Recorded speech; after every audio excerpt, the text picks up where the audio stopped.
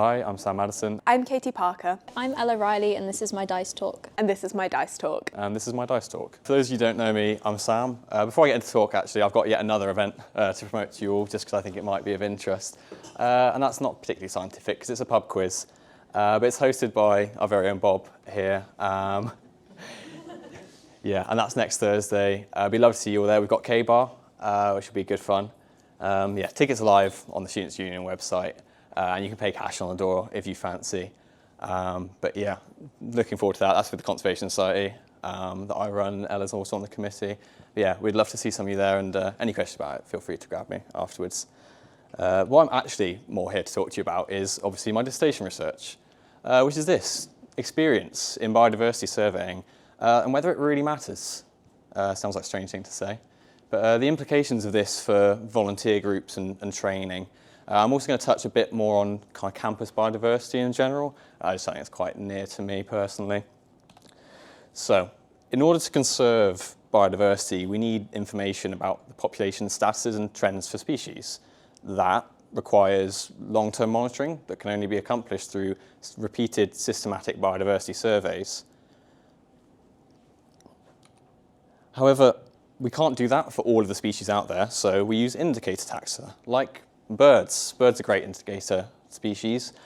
A healthy community of birds usually mean the ecosystem they're in is nice and intact.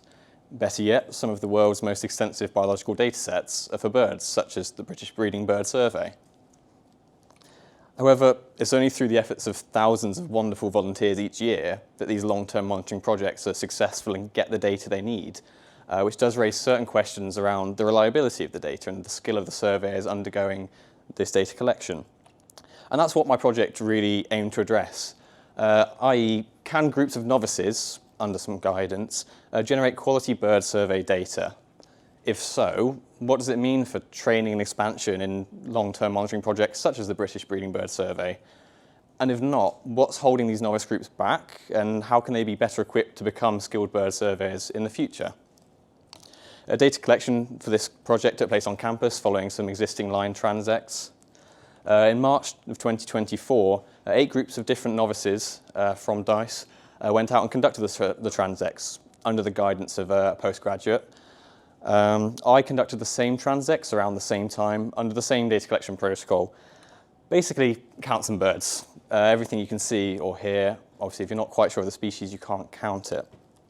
These are those transects. Not particularly important. We're sort of right in the middle of that red squiggle there in Grimham Building. But the actual habitat they traverse through is not really the most important thing here. We're not looking to generate an accurate biodiversity, quantify it on campus, more to see how they do on a sort of holistic scale. So kind of a nice sort of general coverage of campus, really. So everyone went out and conducted their surveys. The novice groups completed a total of 24. I surveyed each of the 3 transects 10 times for a total of 30. Between myself and the groups combined, we saw almost 2,500 birds over quite a short survey window. Yeah, happy days. But unfortunately, one of the novice groups got a bit confused and used the wrong survey methodology for their first transect, and that data had to go in the bin. And not all groups recorded basic metadata, stuff like survey start and end times and the weather, which did sort of hinder some later analysis. And one group recorded 4 of this. This lovely little creature is a marsh tit. Now, I wish they saw them, but the species is scarce and declining in Kent. And the transect it was recorded on doesn't really have any suitable habitat, so I checked with the postgraduates who accompanied them. They certainly couldn't remember seeing any marsh tits, so I had to remove the records. Notably, before we even got into any of the data analysis, the actual recording process does sound out as a potential weak area for some of these novice groups.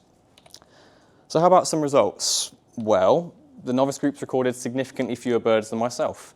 Per transect, they had a median bird count of 43 compared to my 66. Here's a box plot showing that. Yeah, awesome. Problem solved. Novice bird surveyors don't see any birds and should never be allowed a pair of binoculars ever again. Except, well, species richness and diversity values were actually quite similar. I observed a total of 39 species, there 37.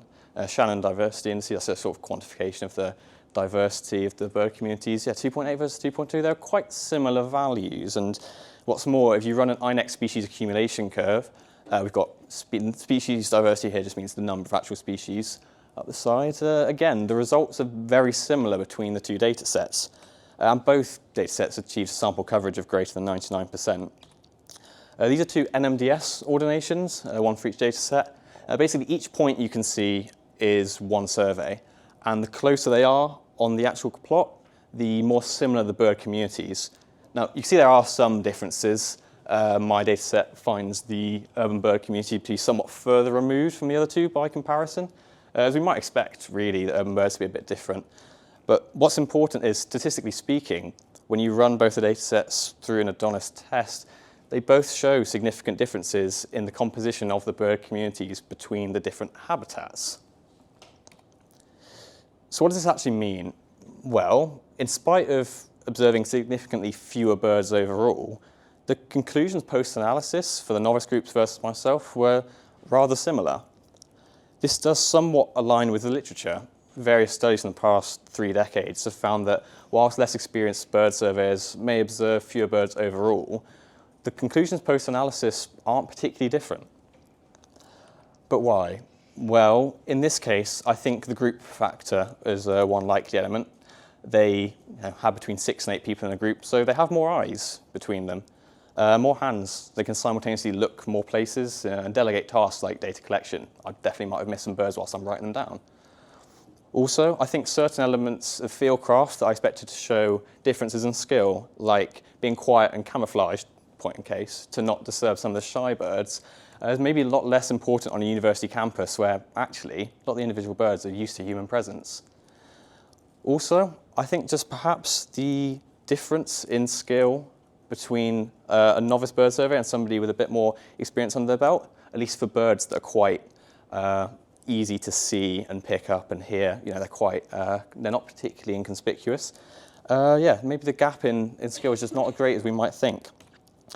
Now, what does this mean real-world implications-wise? Well, I'd argue it does support the widespread use of volunteers in bird surveys, such as the British Breeding Bird Survey. However, I think based on what I saw, they needed far more thorough pre-survey briefings and having their data sheets checked by an expert prior to them being transcribed or uploaded to cut out the errors that I did go looking for in the data, such as the marsh tits that probably weren't there. But overall, pretty good job to all the novice bird surveys out there. Yeah, keep it going.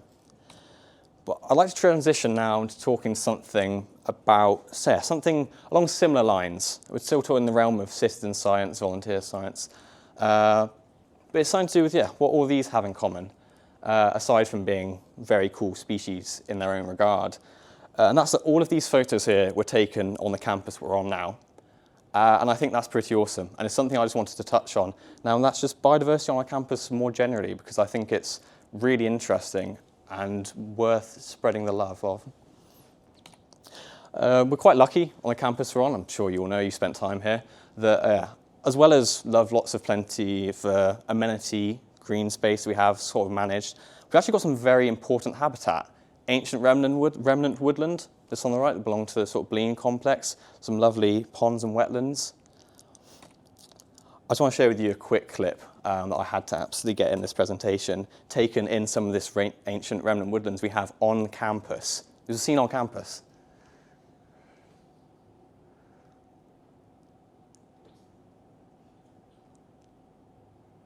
Awesome. That adorable little creature is a weasel, of course, and was just behind venue, of all places.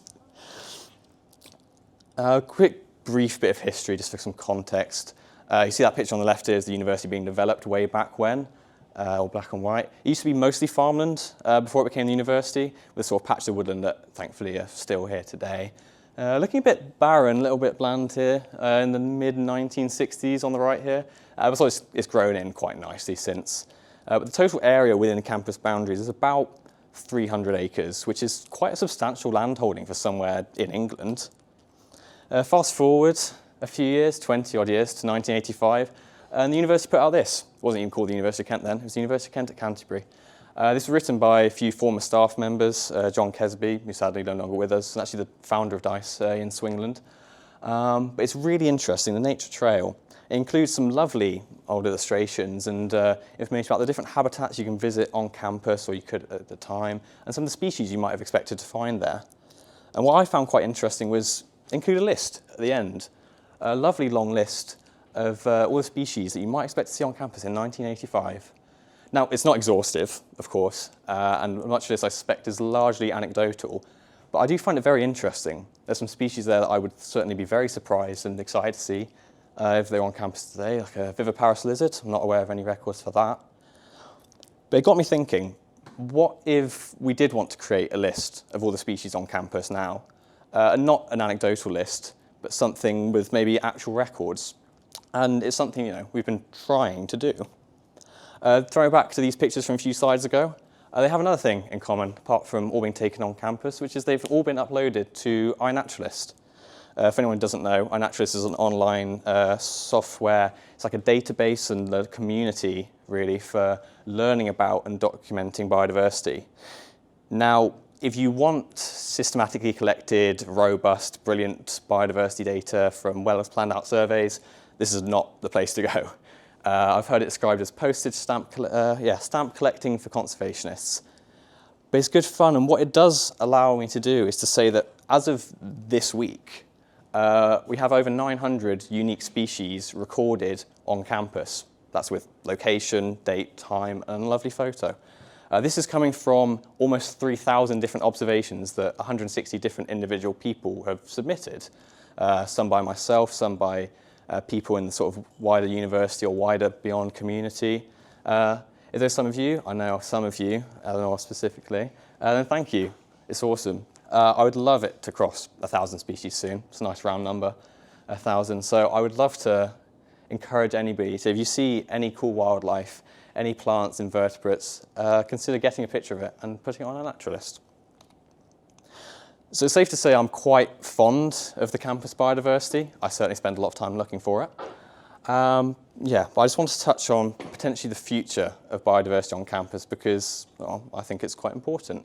And we've got some lovely assets on campus that, with the state of nature in the UK right now, every little really does help. This is the front page of a lovely big document, the university's Framework Master Plan.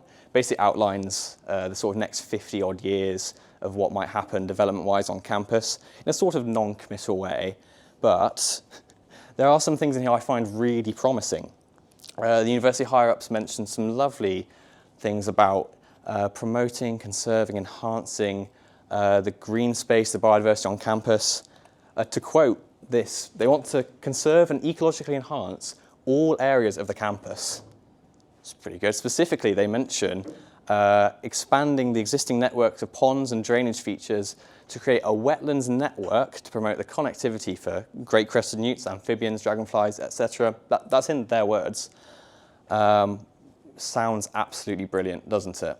How are they going to get about this? Is it going to be funded by the university? Well, that's one of the things they're less sure on. They know quite well how they'd like to make some new department buildings, perhaps, or some new accommodation blocks. But how we're going to sort of, promote this brilliant biodiversity is a little more hazy. They do mention some sort of collaboration with various outside organisations. DICE not on that list, but Natural England, Kent Wildlife Trust, which is pretty good. Unfortunately, Kent Wildlife Trust aren't particularly happy with the university at the moment over potential plans for a big housing development to sell it off the land. But it's nice to see they're thinking about it, but it's not enough to just think about it. Unfortunately, I couldn't find a good picture of the grounds team. They're a lovely bunch of people, but they're a bit camera shy.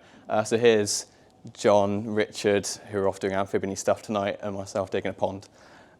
We have a lovely grounds team here on campus, but relative to the area they manage, it's quite small, and they spend a lot of their time doing the jobs they're employed to do, like mowing grass and blowing leaves, and they just wouldn't have the time to do this, however much they want to, without a significant step up in staff and resources that just isn't likely to be seen.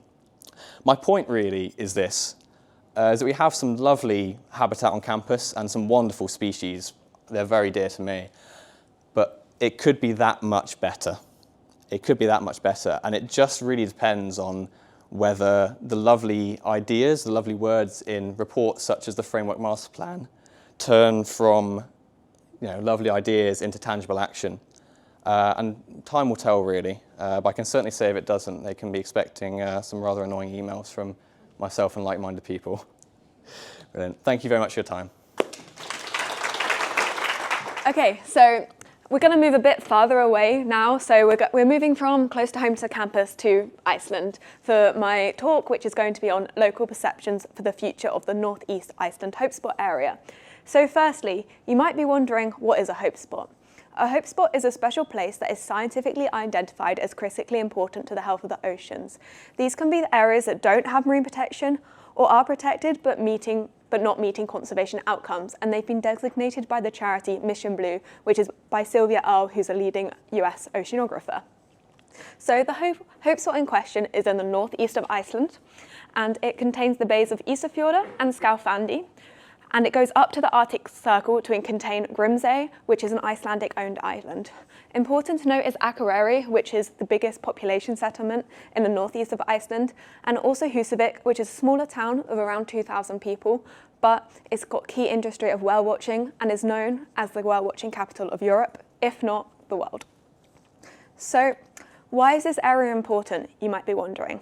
It's a nutrient-rich feeding ground, and over 20 species of cetaceans have been recorded in the area, including endangered species like the blue whale, and there's breeding grounds for the Atlantic puffin, alongside some of the largest seabird colonies in Europe, like the northern fulmar. Under the water is also as important, with kelp forests and hydrothermal vents. So, why does this area need protection? As in Iceland, it's the north, it's more threatened by climate change, with projected sea surface temperatures to increase by 2 degrees by 2050.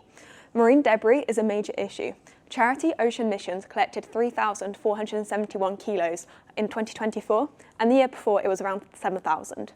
There are many development threats in the area, for example, silicon factory along the coastline, plans to open up fish farms, and a kelp harvesting factory. And there is a lack in forced policies. Unlike other places in Europe where the whale watching boats have to follow guidelines and it's made a legal requirement, in Iceland they're voluntary, and on a day-to-day basis these codes are broken, disturbing the whales. There is no wastewater filtration in the area. Anything from the communities can go straight in the ocean, including waste from slaughterhouses.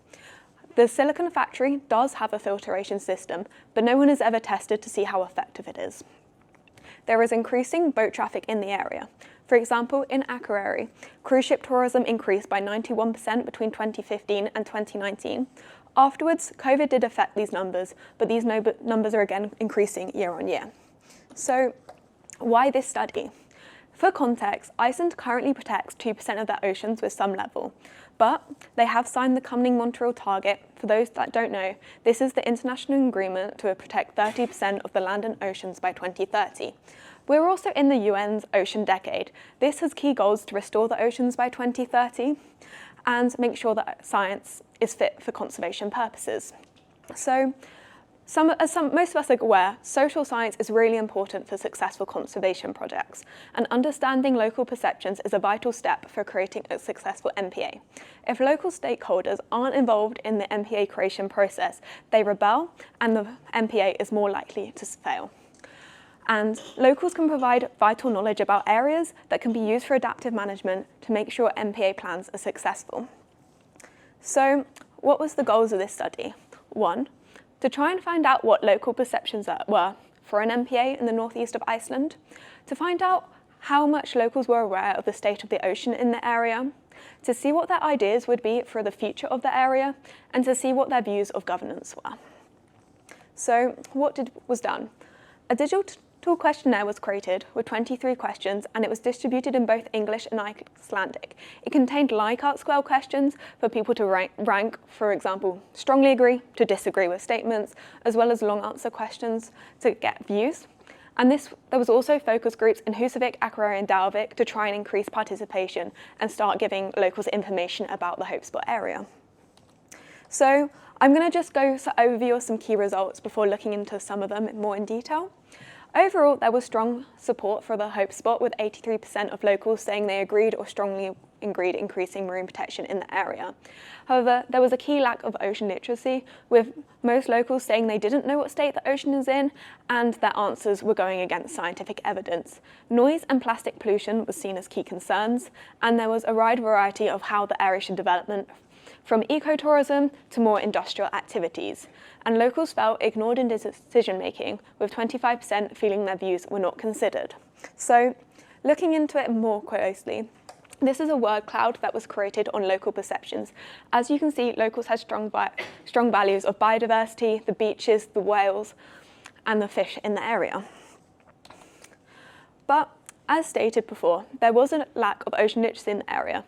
40% of locals thought the ocean was in good state. When reading the literature on the area, the scientists feel this area is degraded. For example, glacier runoff is increasing bacteria in the bay, which is affecting what the whales are eating. High amounts of marine traffic is affecting the cetacean behaviour. So it may not be as a good state as locals perceived. Plastic pollution was seen as a highly visible issue.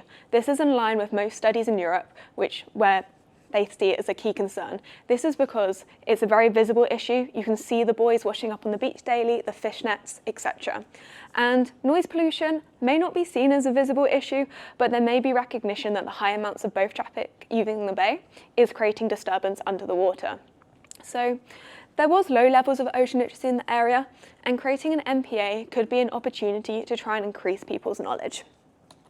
So for marine protection, overall, there was overwhelming support for protection, but as you can see, there was differences between the foreign residents and Icelandic residents. The foreign residents, these are people who work here every summer. There's a massive proportion of people, mainly from Europe, that come in the summer to work in the tourism, the whale watching industries, as well as just in the jobs for the cafes, the restaurants.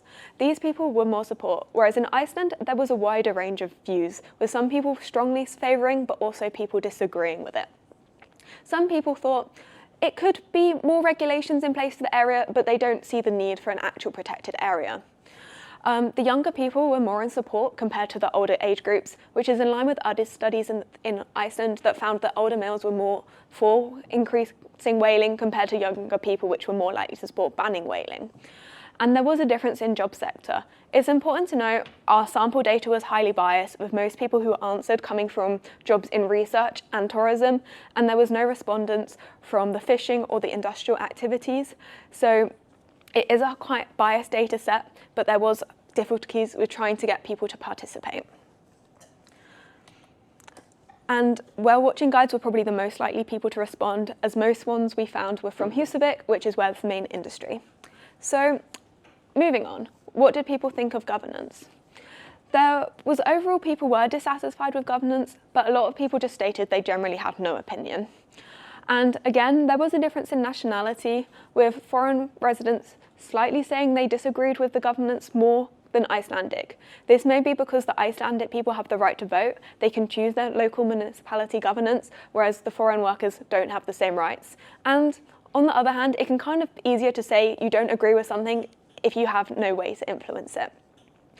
And the thing that people most felt they were ignored in was development of new regulation, which just highlights the importance that if an MPA is created in this area, locals should be included throughout the whole process, from drawing it up to the implementation and then the enforcement.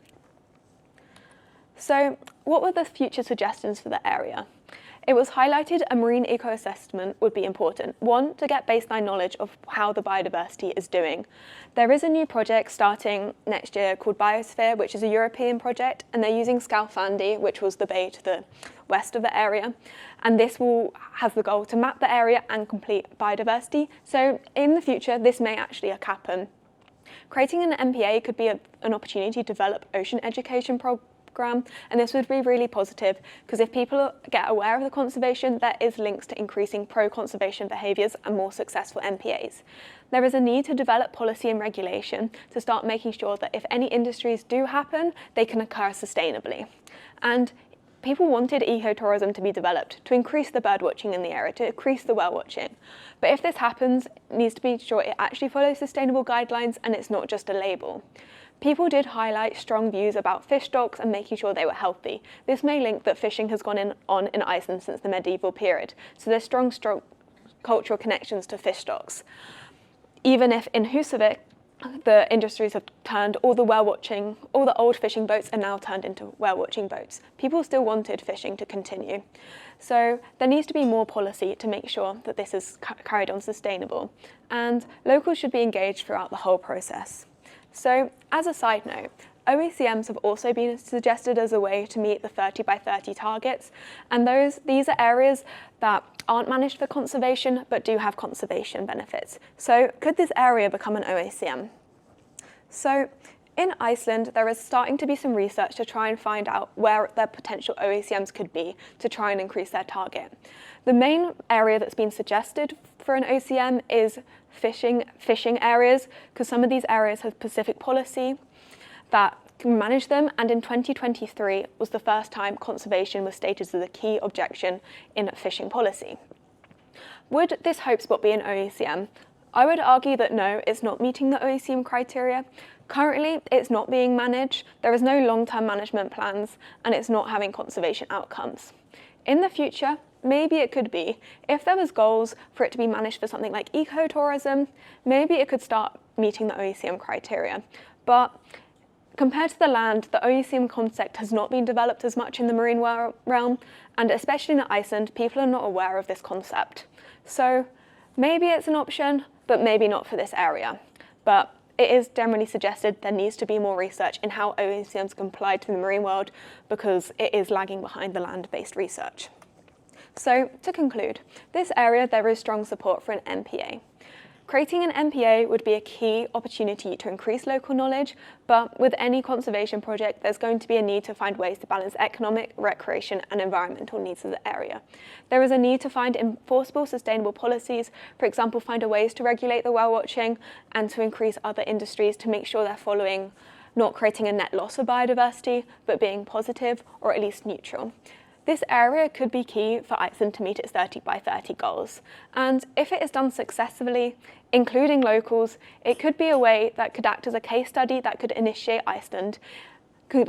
marine protection around the rest of Iceland.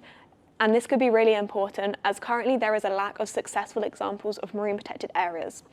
So thank you very much for watching. And finally, we've got Ella. Thank you so much.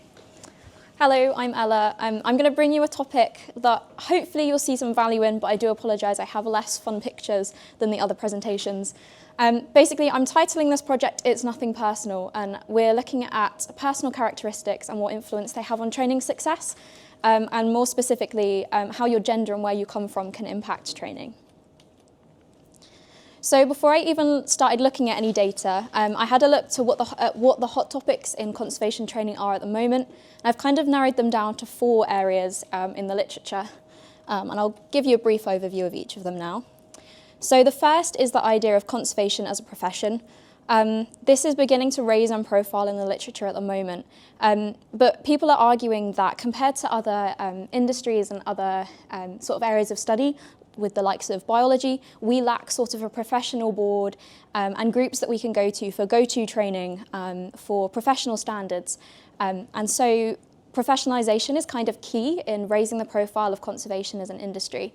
But it comes with some risks. Where it could sort of streamline training for us and ensure people have a professional body to refer to, it does carry the risk of excluding people in industries that we've seen elsewhere. So if we're offering people training opportunities, how do we ensure that we're not also excluding people and creating cultures of discrimination at the same time? So if you're interested in that, there's lots of contested literature at the moment. I also came across the idea of how we incorporate EDI into conservation. We hear this in every area of life at the moment. How do we make sure that we've got equality, diversity and inclusion in everything we do? And conservation is no different with that. Especially given the global nature of what we're studying, we have to make sure that we're working with the people that we are impacting. A couple of bits of literature there that stood out to me.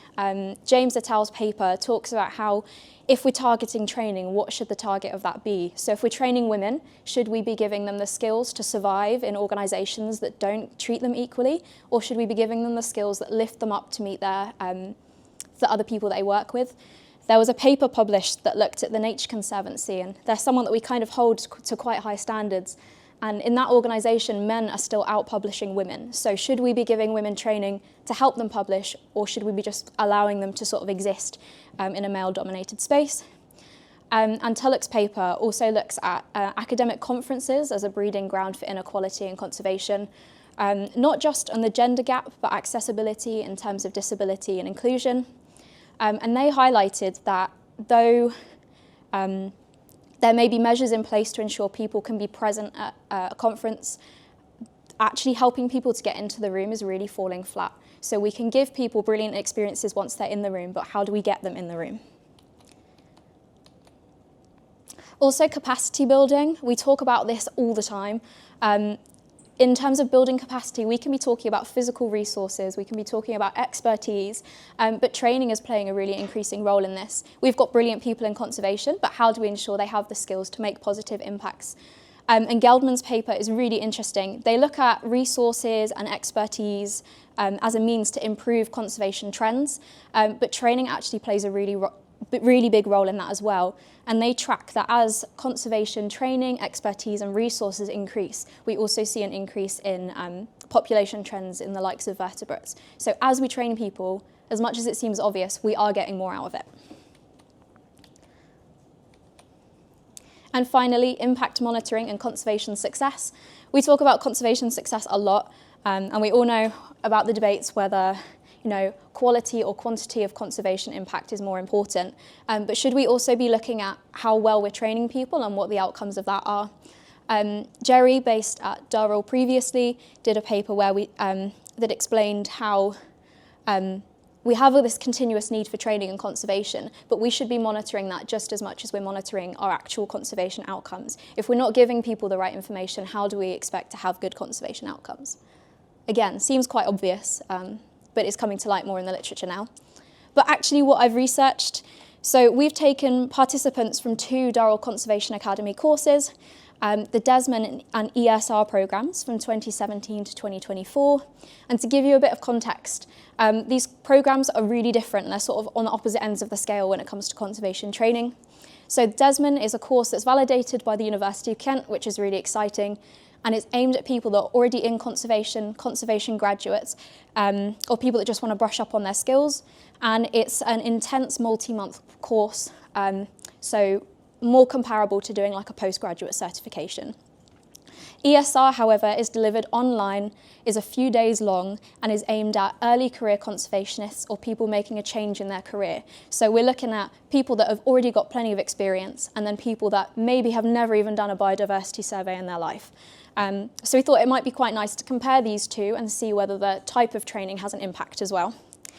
We also have to consider that COVID happened right in the middle of this data set, so we're going to have some issues in the middle and some gaps in the data, but that's fine.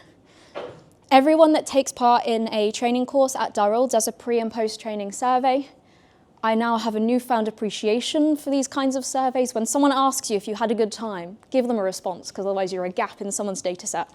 Not that I had any of them, of course. But yeah, so these surveys ask loads of questions, whether it's soft skills, physical skills, technical abilities, and then asks people to rate their confidence on a scale of 1 to 5. It asks about motivation, confidence, how ready people feel to apply these skills. And I've chosen 2 sorts of themes. So the idea of confidence in overcoming challenges in their work, and the ability to make a difference in conservation. And this came from the mindset of someone might have the best GIS skills in the world, but if they don't feel confident to apply them and overcome barriers, then what are we training them for? And then how do we analyse this? Well, we had 166 participants from 45 countries. This should have actually been closer to 300, but surveying difficulties and gaps in data unfortunately stunted us there. But 45 countries I think is really impressive for such a global area of research. I feel like we've got pretty good representation there. And then we categorised participants country by income. So we used the World Bank income classification from low to high. And then the sample caused more issues yet again. So we've had to further group them into basically a lower and upper income group. But the hope is that this still shows some representation in how where you come from impacts your training. And then we analysed it. So we looked at who you are, where you come from, what your gender is, and then what impact you gained from the training itself. Like I said, we used those World Bank classifications by income, and then we used 2 response variables, the idea of positive impact or no positive impact. And that table there just sort of gives you a sense of what our sample size was like. So unfortunately, we were weighted to the upper income groups. This is something we see in the literature, and we understand that that is not ideal. But I was quite happy that we had a fairly even split between men and women, as this is something we see across industries as being a challenge. But yeah, if we ran this again, I'd really love to see that we had an increase in lower income participants. And then we used these response variables, ran a binomial logistic regression, and basically said if your score increased after the training, we had a positive impact in the most simple sense. And if it stayed the same or decreased, then we didn't have a positive impact. And this graph gives you a sense of how those positive impacts were split. So when it came to making a difference, though it's marginal, we did see more people gain things from that training than not. However, what was quite interesting is in the realm of overcoming challenges, less people gained a positive impact from that. Could be multiple reasons. The assertion we're working with at the moment is, before training, you might think what the challenges are, and afterwards, you're probably more aware of what challenges you're likely to come up against.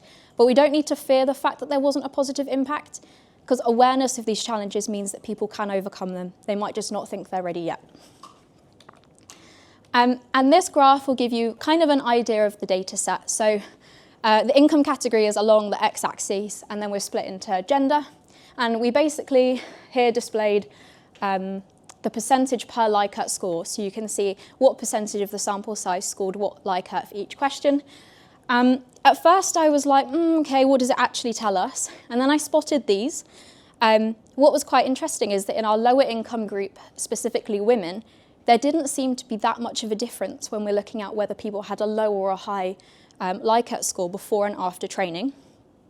And similarly for higher income females, there seemed to be this slightly lower on average Likert score before training, which we then saw an increase after. So I got really excited and was like, yes, I'm gonna have some great results as a result of this. However, the data said nope. And that is okay. We're taught typically to fear insignificant results, but that's okay because we're now looking at what we can gain from this knowledge. And we should conclude that in this case, gender and country of origin don't have impact on your training success, i.e. if you're from an upper income country and a woman, you don't have more or less likely a chance to have a positive impact than if you are from a lower income country and you're a man. For this data anyway. And these, again, just give you an idea of our data spread. So we're pretty equal on men and women. And then this map depicts the number of responses we had per country.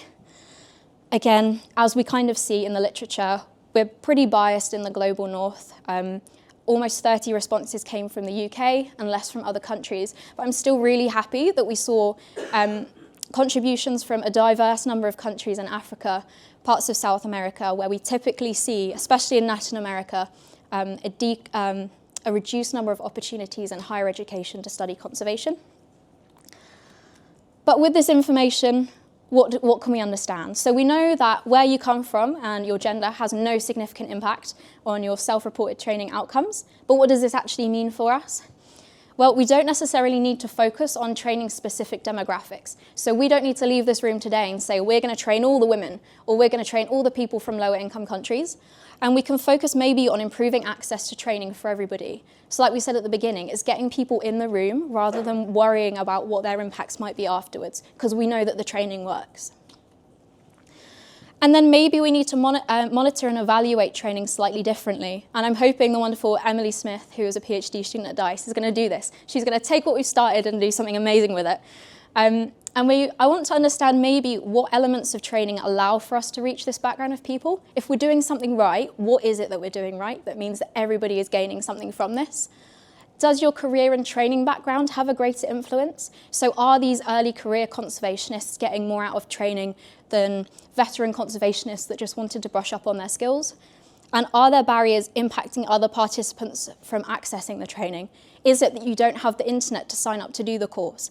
Is it the course that you want to do is only available online and you don't have access? Is it getting you physically into the country where the training is? So these are all things we could start exploring. We've sort of opened a bigger can of worms with this. And I will fully admit there are many limitations to this study, and I'll be fully transparent with them. We all know that self-reporting in surveys is tricky. First of all, loads of people didn't complete the survey. There's nothing we can do about that. And we also understand that people will typically give you the response they think you want. People might have said, yeah, I think I improved, or maybe they couldn't remember what they marked before. These are all things we need to consider. And also that this sample might not be representative of the whole industry, and that's okay, because for Durrell, this still means they can understand what they're doing well and what they need to do better. Like I said, sample size was severely reduced. We were hoping for about 300, but we still had 166, and that is great. And the selected questions didn't display significance, but those skill-specific questions might show something different. Like I said, we chose these because we'd like to think that people are confident in their own abilities, will then go on to do great things, but maybe specific skills will show something different. A couple references for you, and of course, thank you to Durrell Conservation Academy for supplying us with the data and allowing us to have some fun with analysis. Yeah, thank you.